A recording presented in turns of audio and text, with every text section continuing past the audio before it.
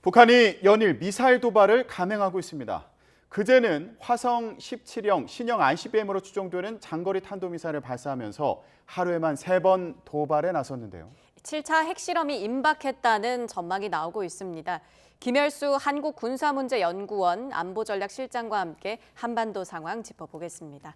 어서 오십시오. 네, 안녕하세요. 네, 저희가 북한이 가장 근래에 이제 다시 그 미사일 도발을 했을 때 그게 이제 2일이었잖아요. 네, 2일부터죠. 그 당시에 이제 전화 연결로 예. 인터뷰를 실장님과 했었는데 그때 NLL 이남으로 미사일이 이제 떨어졌다. 이게 또 충격을 줬고요. 네. 그리고 그 다음 날에는 곧바로 이제 ICBM을 또 발사해가지고 이게 또 한번 충격을 주고 네. 정말 쉴 틈 없이 북한 도발이 계속 이어지고 있습니다. 예, 전에도 이런 경우가 있었던가요?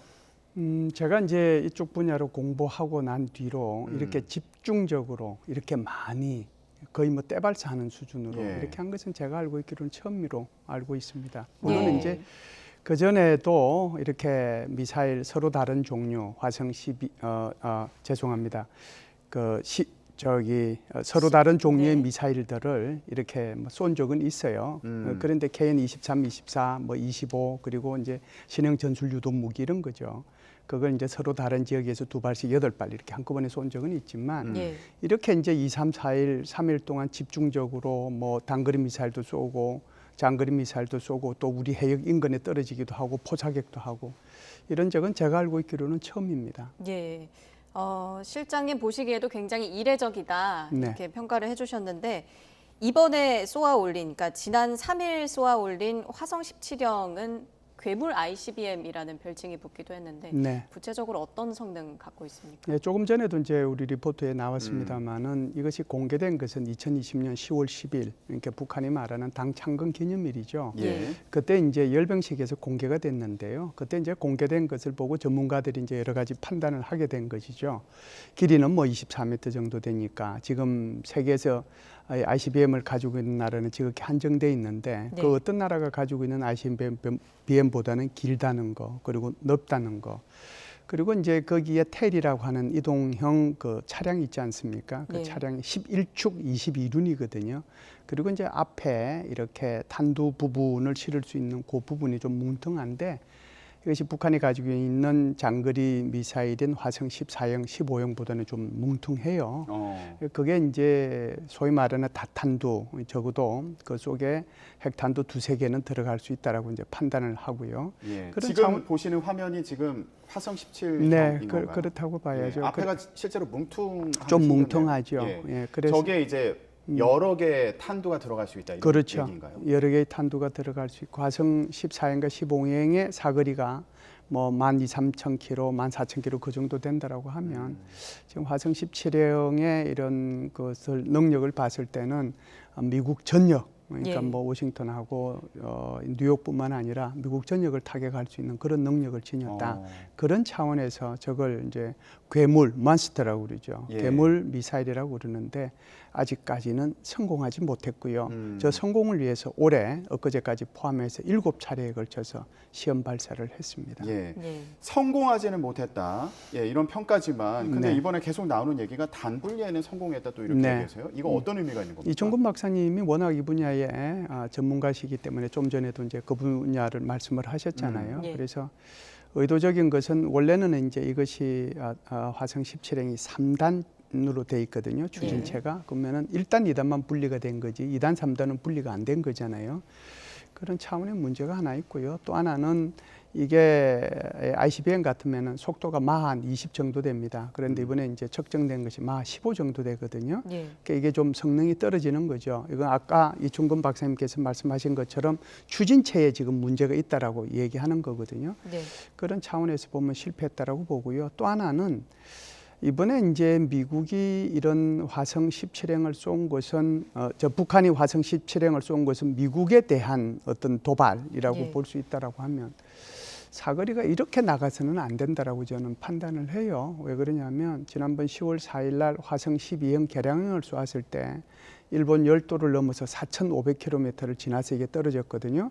그러면 이번에 쏘았을 때는 미국에 제대로 된 이제 경고를 하고 도발을 했다라고 하면 이것보다는 사거리가 좀 더 많이 나가서 하와이 인근 이제 하와이까지는 가면 안 되겠지만 예. 하와이 인근에 떨어지는 것을 보여줌으로써 미국에 대한 경고성 그런 성격이 있어야 되는데 그러지도 못했단 말이죠. 그래서 이게 고각 사격도 아니고 그렇다고 해서 정상으로 가기에는 뭐 기술적 진전이 일부 있었긴 있었지만 그것도 아니고 여러 가지로 종합해 볼 때 일부 기술적 진전은 있었지만 화성 17형이 완성된 것은 아니다. 그래서 실패했다. 이렇게 저는 규정하고 싶습니다. 예, 괴물 ICBM은 아직까지는 성공은 아니다. 이렇게 네. 판단을 내려주셨는데 미국에 영향을 주기에도 아직은 정상적인 사격이 이루어지지 못했기 때문에 그런 부분을 언급을 해주셨고, 근데 이 ICBM이 주목을 받는 거는 북한의 핵 개발과 연관이 됐기 때문 아닙니까? 당연하죠. 네. 이게 이제 화성 17형을 이렇게 계속 개발하는 것은 14형, 15형뿐만이 아니고요. 이제는 미국 전역을 타격할 수 있는 내 능력을 가지고 있고 그리고 화성 17형에는 다탄두를 실을 수 있는 것을 개발하고 있는 거기 때문에 이것이 뭐 뉴욕이나 또는 뭐 워싱턴이나 한 곳만 이렇게 하는 것이 아니라 미국 상공 인근 부근에서 터져서 이것이 서로 다른 목표물을 향해서 갈 수 있도록 이걸 이제 우리가 전문 용어로는 MIRV라고 얘기를 해요. 다탄두 네. 각계격파 미사일이라고 얘기를 하죠. 그래서 이게 이제 한 서너 개가 서로 다른 목표를 향해서 갈 수 있으면 뭐 미국은 공포에 떨 수밖에 없는 거잖아요. 그런 목표를 가지고 있기 때문에 핵 개발하고 직접적으로 연계되어 있는 것이 바로 화성 17형이라고 볼 수 있습니다. 예.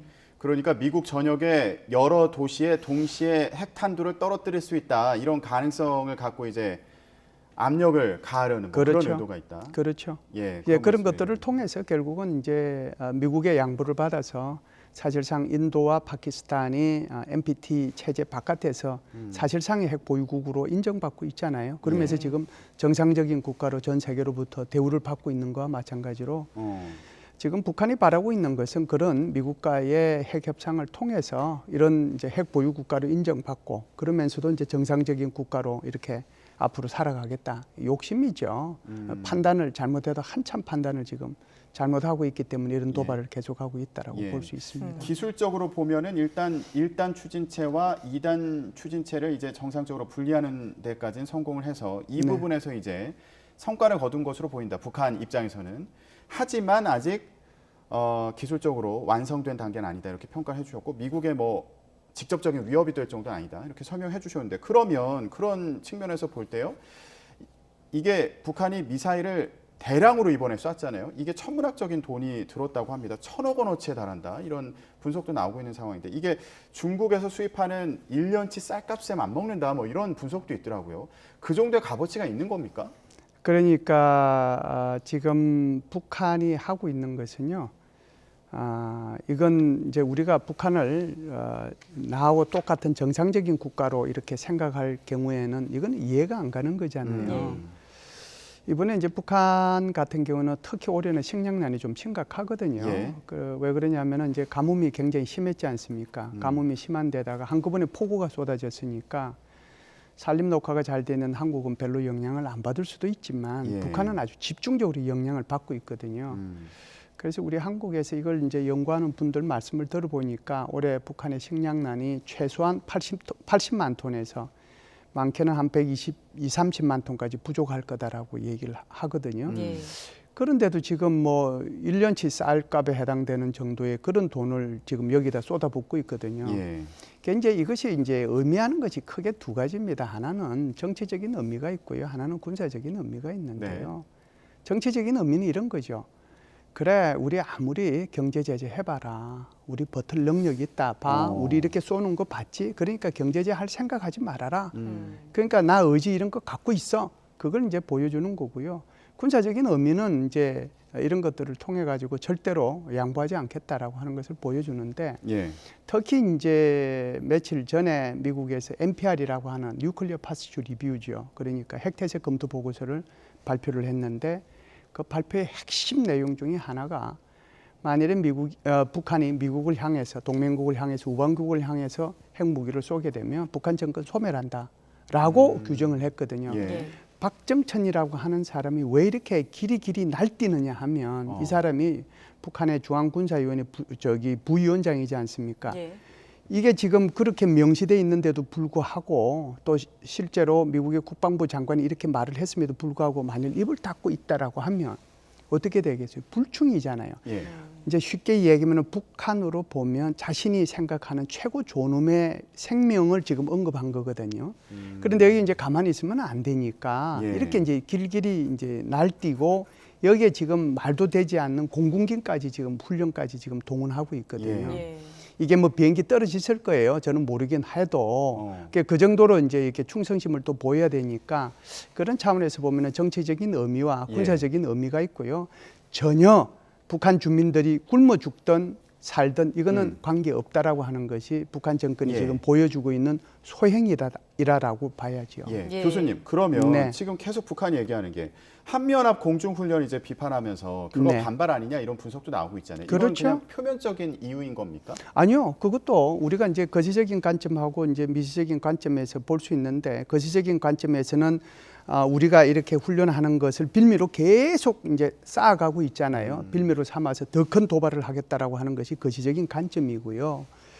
미시적인 관점에서 보면 우리가 비질런터 이 훈련을 하니까 이게 공군 훈련이잖아요. 어찌됐든 자기네들도 대응할 수밖에 없는데 그게 고물 비행기든 아니든 띄워야 되는 상황이에요. 예. 이거 안 띄우면은 무슨 처벌을 받겠어요. 그러니까 띄우는 거죠. 네. 네.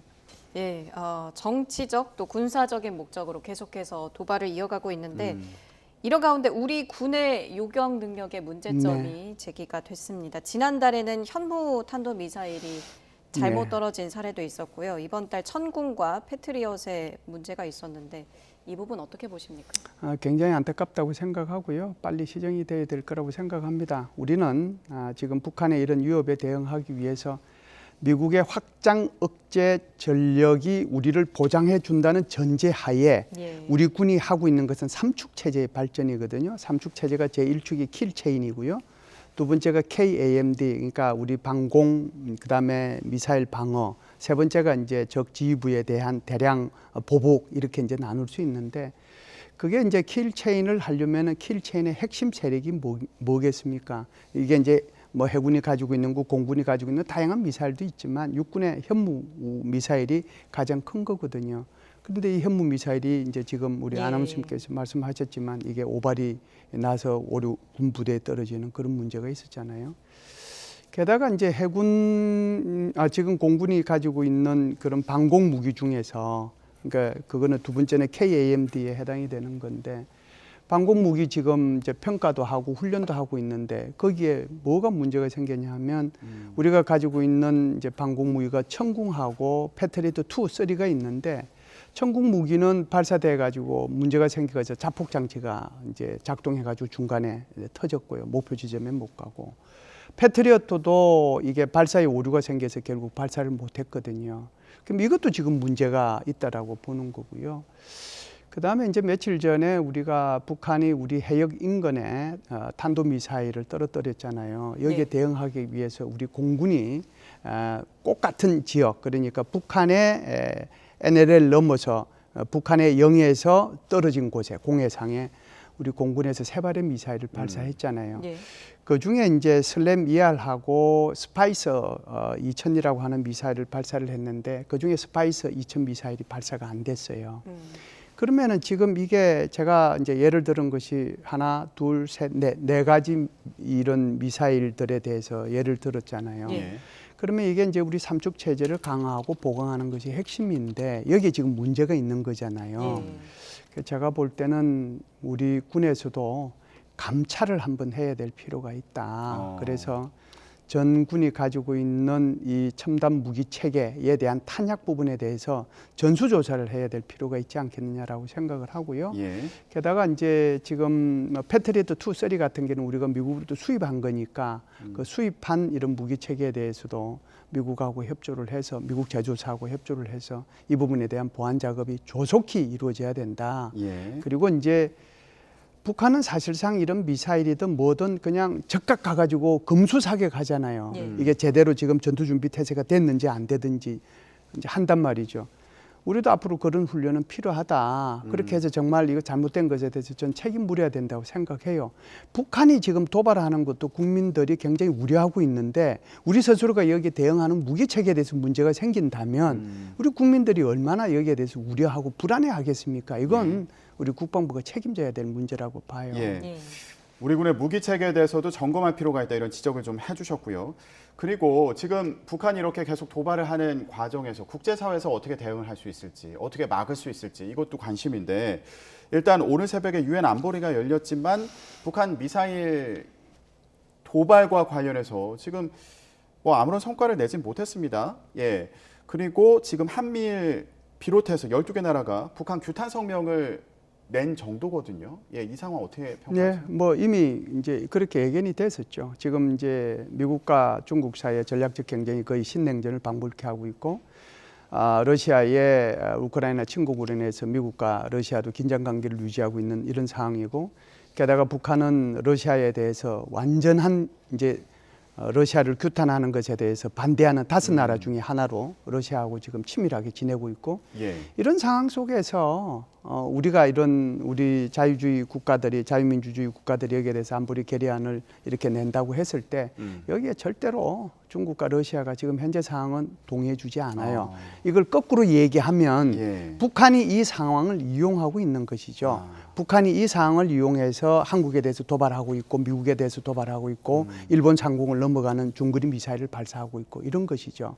그래서 이러한 긴장 상태가 지속되는 동안 북한의 도발은 아주 이것을 이용을 하려고 하는 그런 차원에서 계속될 수도 있다 이렇게 보지요. 예. 북한이 조만간 핵실험을 또 하는 거 아니냐 이런 그렇죠. 우려도 나오고 있는 상황이어서 관련 내용 앞으로 계속 지켜보도록 하겠습니다. 지금까지 김열수 한국군사문제연구원 안보전략실장이었습니다. 말씀 고맙습니다.